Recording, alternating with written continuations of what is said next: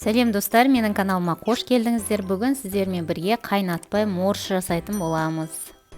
Мен бүгін клюквадан жасаймын. Қазақшасы мүкжидек. Сіздер қара қарақаттан да, қызыл қарақаттан да жасасаңыздар болады. Олай болса бастайық. Бізге жарты лимон керек. Жарты лимонды турап аламыз.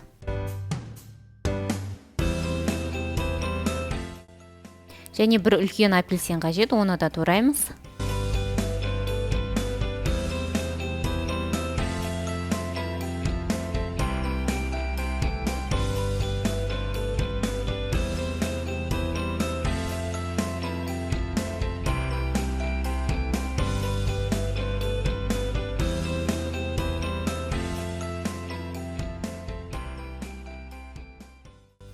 Ыдысымызға бірінші 100 грамм жидегімізді салып аламыз.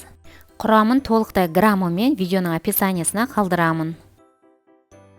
Жидегіміздің үстіне 200 грамм қантымызды саламыз. Егерде өте тәттіні жақсы көремін десеңіз, қанттың мөлшерін көбейтсеңіз болады, және де азайтуға да болады. Қанттың үстіне туралған апельсинімізді және жарты лимонымызды саламыз. Жуылып туралған 20 грамм мятамызды саламыз үстіне. 2 литр қайнаған ыстық суды құямыз үстіне.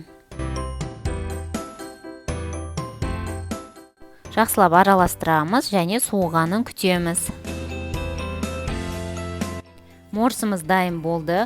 Осы рецептпен мөлшерін сақтай отырып жасасаңыз, өте керемет дәмді морс жасайтыныңызға сенімдімін.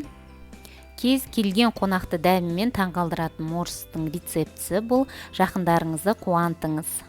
Видеоны соңына дейін көргеніңізге рахмет. Каналға тіркеліп, лайк басып, комментарий қалдырыңыз.